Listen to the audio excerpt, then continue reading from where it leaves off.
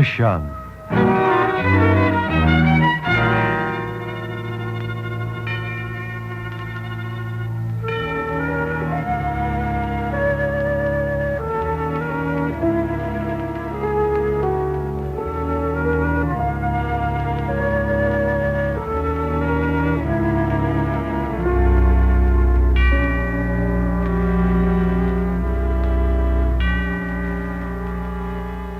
Avarice, greed. These are the slow poisons that saturate the most brilliant mind until it becomes dank and spongy, a cavern of foul and nauseous thoughts hidden away from the light of the sun, a secret place where no longer live the clean structures of love or honor or decency, as the twisting roots of destruction dig deeper and stronger, interlocking like the fibers of some malignant cancer. And so, in just a moment, the story of the Hangman, starring Tom Conway.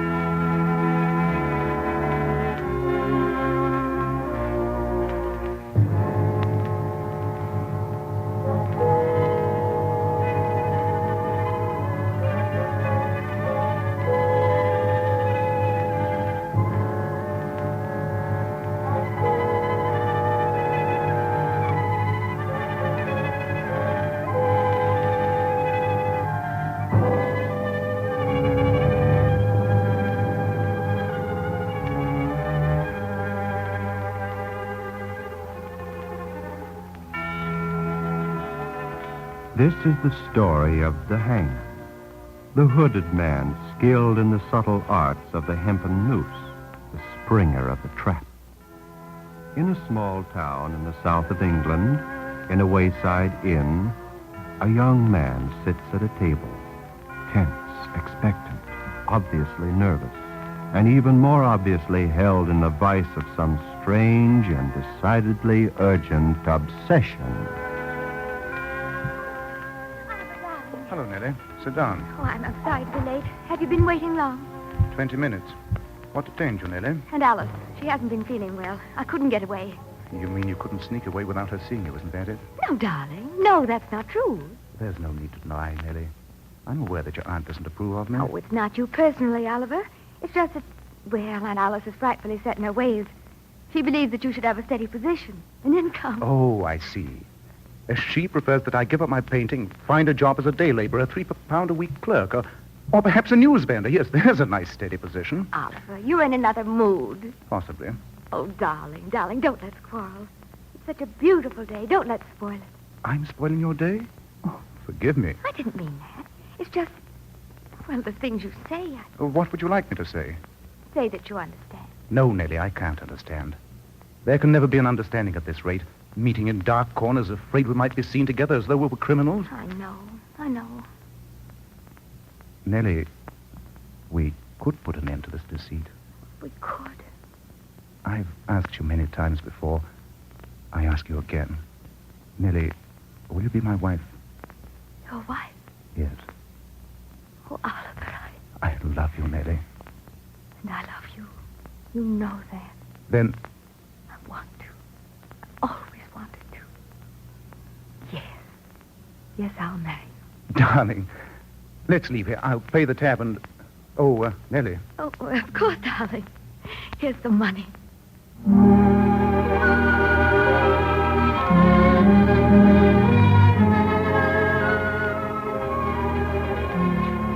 And so, Nellie and I were married in a little church just outside the village. Afterwards, we drove home in Nellie's car, She wanted to break the news to her aunt. Nellie was convinced that the old woman would feel differently toward me now that we were married. But she didn't. Her aunt wouldn't even see me. Well, we just had to make the best of it. Nellie had some money of her own, and so we bought a small house in Middlesbrough. It was a quaint little place. Had an attic that we converted into a studio where I could do my painting. Nellie and I were very happy there for a time. Good afternoon, Mr. Copeland. Good afternoon, Mrs. Copeland. And how is my rising young artist coming with his work today? I've started my new and best painting, Nellie. Look, do you like it? Yes. Although it seems a little... almost weird. Yes, that's the way it was meant.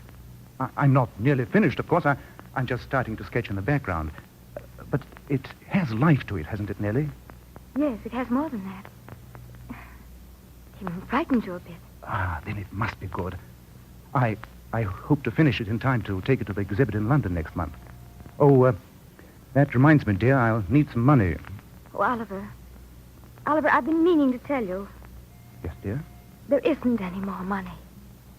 What was that you said? There isn't any more money. It's dwindled away steadily ever since we came here. You see, darling, I didn't have too much to begin with, and after buying this house... But I thought there was plenty. You led me to believe there was plenty. Oh, I didn't, Oliver. Really, I didn't. What are we to do now? Well, I've been thinking perhaps Aunt Alice would be of help. Perhaps she'd change her mind about us if you'd find a position, darling, for just a little while, till we could get straightened out again. You could still paint. I see. So you've turned against me, too. No, darling, no, certainly not. Oh, Oliver, it would only be for a few months. Only a few months? And what of the London exhibit in the meanwhile? I suppose you'd just as soon have me wait until next year to go. No, I want you to go. But I don't see how in the world we can possibly... Afford it? We'll afford it, all right. I'll get that money somehow. I'll get it.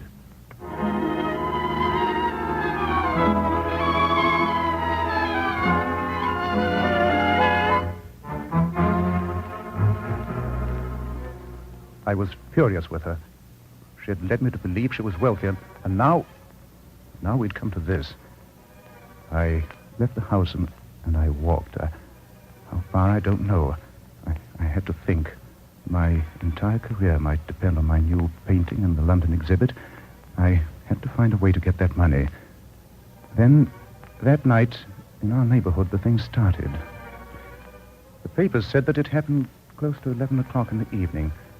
A woman was walking home alone down Cedar Grove. Yes? Who's there? Who's... Oh!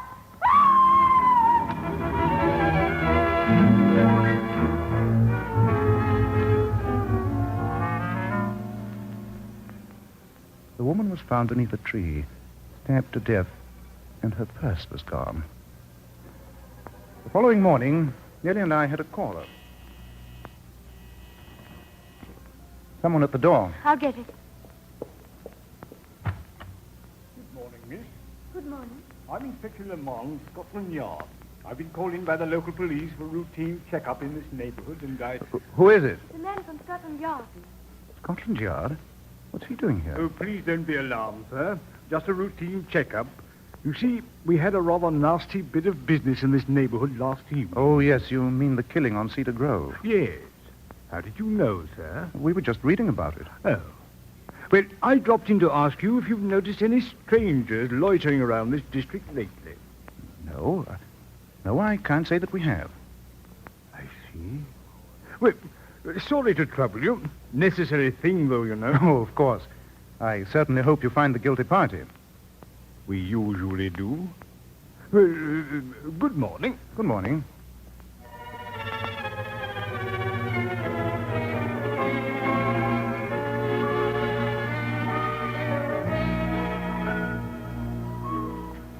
That wasn't the last I was to see of Inspector Lamond. Nor was that the last murder. They began occurring with startling regularity.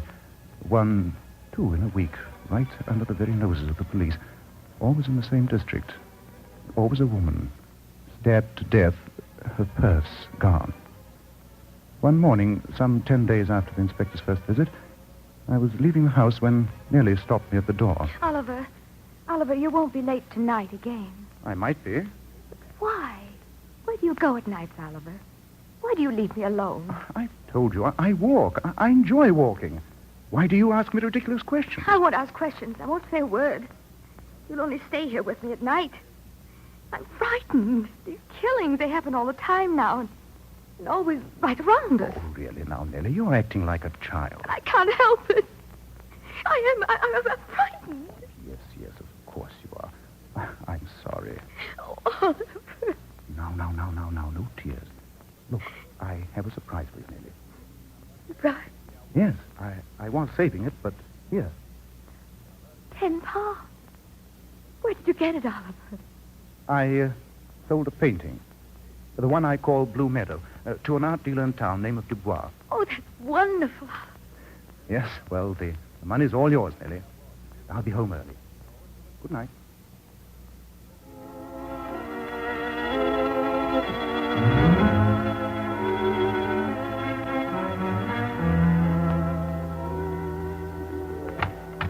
Yes, what? Oh, Inspector Lamont. Do come in. Thank you. What brings you by this morning? Mrs. Copeland, I'm afraid that I'm going to have to ask you some questions about your husband. My husband. What is it? Now, please answer carefully. These are some things I must know. I understand from the neighbors that you and your husband have been quarreling lately. Is that true? Well, we have our little differences. And your but- husband stays out evenings until quite late. Tell me, do you know where he goes, Mrs. Copeland? Yes, he goes walking. He likes to get out in the fresh air after painting all day. Oh, he's an artist? Yes. Does his profession afford him an adequate income? Well, wait. You're not thinking that my husband could have anything to do I'm with... simply asking you some very important questions that you must answer. Does your husband have an adequate income? Well, we're comfortable. Then, have you seen him with any extra money? Has he given you any? Well, come, has he? No? I see. Well, thank you, Mrs. Copeland. Sorry to have troubled you again. Good day. Good day. The money for a painting. Yes, it was for a painting. Blue Meadow. Dubois.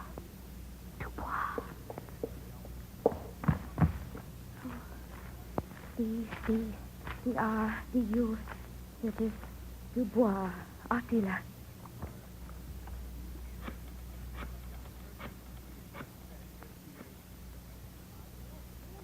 Hello, Dubois Art Gallery. This is Mrs. Nellie Copeland. Mrs. Nellie Copeland, yes? Yes, I'd like some information. Did you purchase a portrait from a Mr. Oliver Copeland titled Blue Meadow? Blue Meadow. Was it an original work? Yes? Well, I could not have purchased it then. Are you sure? Positive. I have not bought an original art piece for over a year. What? Thank you. Oliver. Oliver!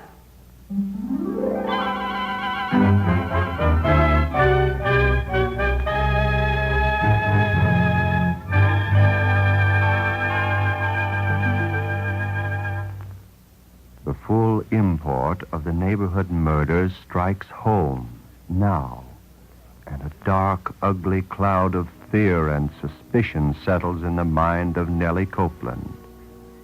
Her husband a murderer? Or could it be a mere coincidence? There are reasons, of course, for suspicion. The strange attitudes of her husband, his unaccountable nocturnal meanderings through dark streets, and the headlines of death in the mornings. These thoughts grow in the mind of Nellie Copeland, build, gather momentum, until they become solidified into a powerful obsession.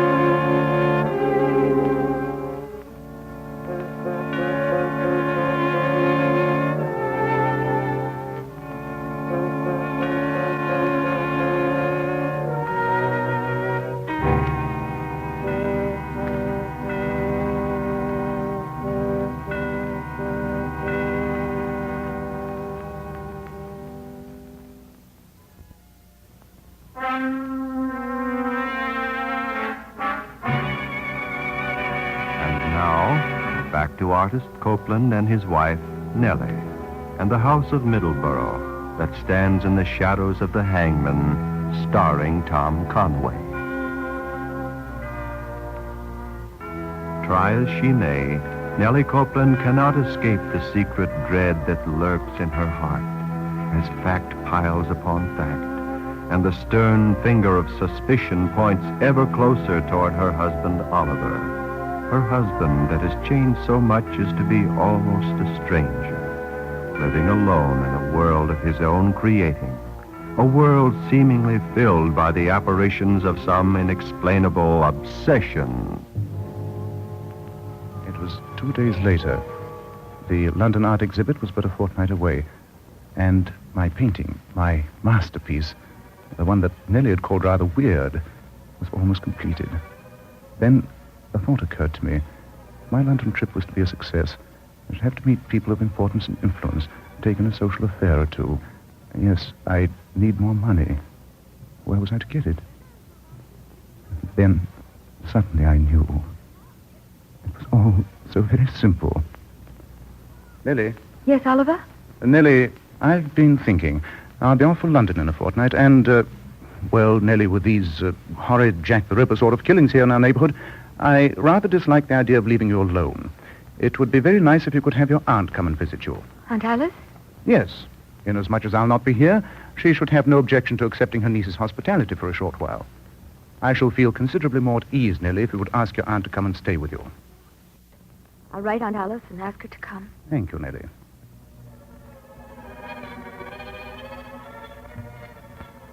Nellie scribbled a note to her aunt.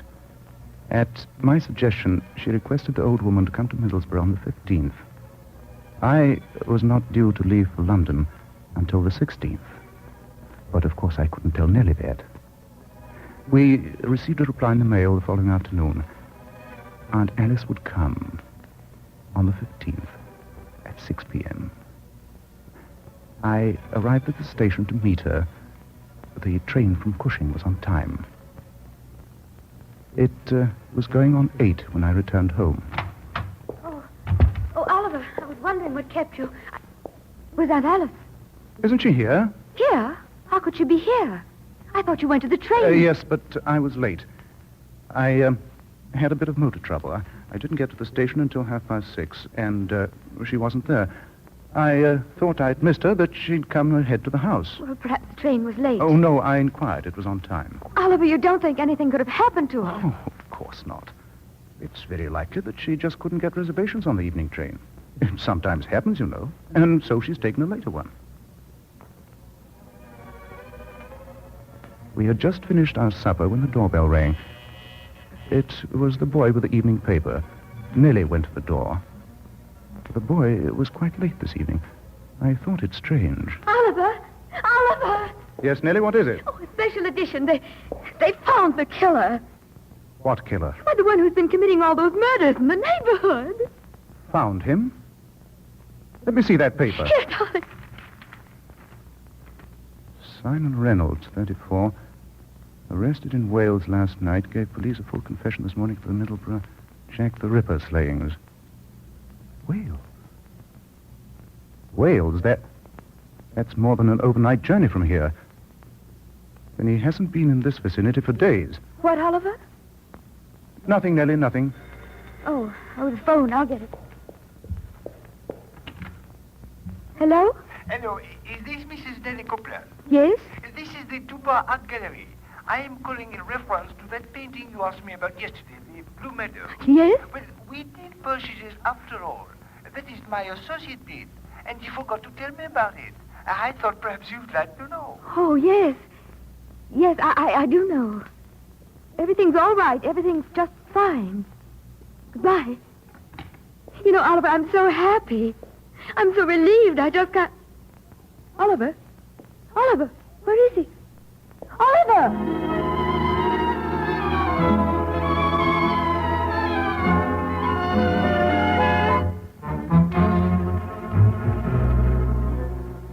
It was awkward to leave the house that way, but I hadn't much time.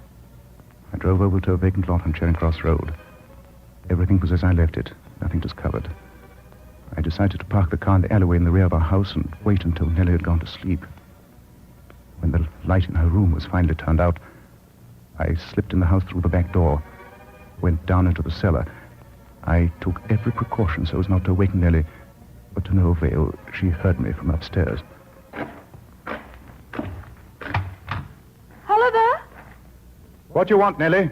What are you doing down there, Oliver? It's the hot water heater. It's broken. I was fixing it. But it's after 2 in the morning, Oliver. And if it is, I'll have to fix it sometime, won't I? I'll go back to bed. But Oh, Nellie, go back to bed. She did as I told her. That was one thing I liked about Nellie. Next morning, Nellie wanted to know where I'd been during the evening. She was more insistent than usual, almost suspicious. But I finally managed to pass it off by mentioning that it was time for me to go to the railway station to see if her aunt had arrived. I got to the station rather early, 9:20. I went to the window and asked for my reservation on the London train. Then, as I turned to leave, I bumped into the man I least wanted to see. Good morning, Mr. Copeland. Oh, Inspector Lamont, good morning. Taking a trip? Yes, I'm going to London for the art exhibit. Really? Well, I'll be going to London myself this afternoon. Back to the yard now that all this nasty business is cleaned up. Yes, well, have a nice trip. Good morning. Good morning to you. Well, rather unsociable fellow.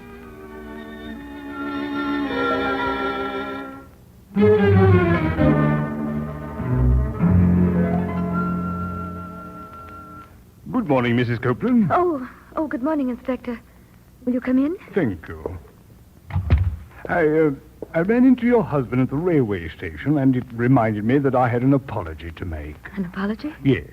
I do hope you don't feel too badly toward me for that last rather professional visit of mine, line of duty and all that sort of thing, you know. Well, of course, I understand. Fine, then. Your husband tells me he's going to London. Yes, to the exhibit. He's going to enter one of his paintings. He's really a very good artist. Well, he certainly has the temperament. Do you know, I started to chat with him at the station, and suddenly he just turned and went off in a huff and drove away in his car. Drove away? But it isn't even 10 o'clock yet. I beg your pardon? You say he drove away? What time was it, Inspector? Oh, I should say a little before 9:30. But he went there to meet my aunt. We were expecting her on the 10 o'clock train from Cushing. Your aunt? Yes, she was really due in it last evening at 6. Oliver went to the station, but she wasn't there. Well, haven't you telephoned your aunt to find out what the trouble was? Well, I thought to last night, but Oliver said she'd surely be in this morning, so there was no need to worry. And yet he left the station this morning without waiting. Isn't that rather odd, Mrs. Copeland? Yes, it is. Very. When did your husband return home from the station last night? Well, he was home for supper. It was around 8. And then... Oh. Yes, what is it? Go on. He went out again. He didn't come home until quite late. He wakened me when he came in. He was fixing our water heater in the cellar. Fixing a water heater in the cellar at that late hour? Mr. Copeland, I'd like to have a look at your cellar. Oh, it's right down here. Perhaps you'd better wait up here, Mrs. Copeland. No, please, I'll come. Very well. Everything appears to be in rather... I say, hold on a moment. What is it? Here, this section. It's freshly laid cement. Oh. Hand me that pickaxe over there. Please, Mrs. Copeland. Here? Yes, thank you.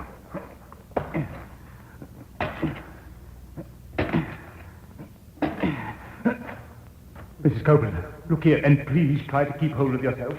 I'm afraid that what you're going to see won't be very... Oh! Oh, no! Oh, no!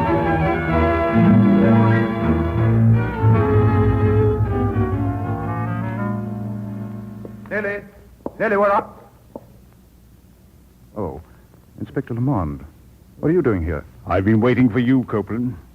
Waiting for... The cellar door, it's open. Who's been... Your wife and I have been down there. You're under arrest, Copeland. Oh. So you know. Nellie, too? Yes. Why did you do it, Copeland? She was old and wealthy. She'd lived her life. Alive, she was of no use to anyone, but dead... Your wife would inherit her money and you'd benefit from it. Yes. But why the body in the cellar? Unavoidable circumstances. After I did it, I left her body in a vacant lot on Charing Cross Road. I thought when it was discovered that her murder would be just another one attributed to our Jack the Ripper friend. But Of course, when he was apprehended in Wales, well, my plans had to be altered. I see. Well, I think we'd best be getting along. One moment. This portrait here, I should like to take it with me. May I? Well, I don't see why not. Take it. Thank you. I say, the figure, the man is very well done, but the background. Why, isn't that a gallows you painted? Yes, it is. Oh, and this really should give you quite a chuckle, Inspector. I called the portrait the Hangman.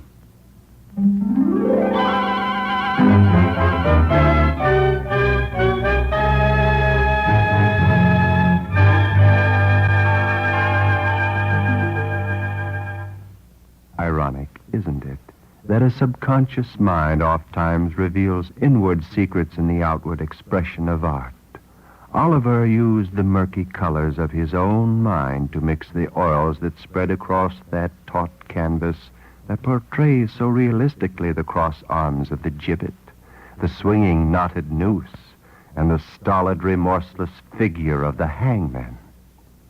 And so Oliver Copeland's pathway leads him to 13 steps and terminates with the crash of the trap that shall obliterate forever a mind that lost its free agency in the powerful grip of a greed-filled obsession. In just a moment, I'll be back with a preview of next week's story.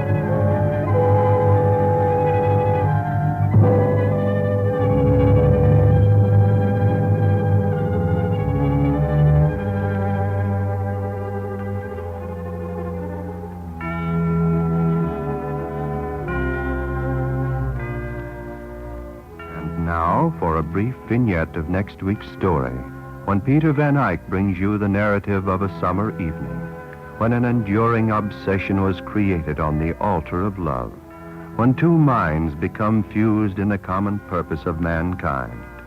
You'll find deathless purpose that held high the eternal torch of a great and magnificent love in next week's story of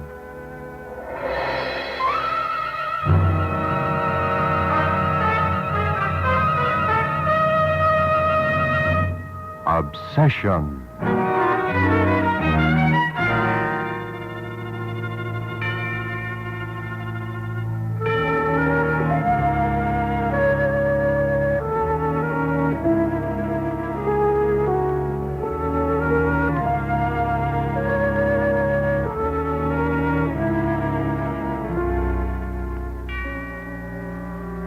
Tonight's story was produced and transcribed under the direction of C.P. MacGregor in Hollywood.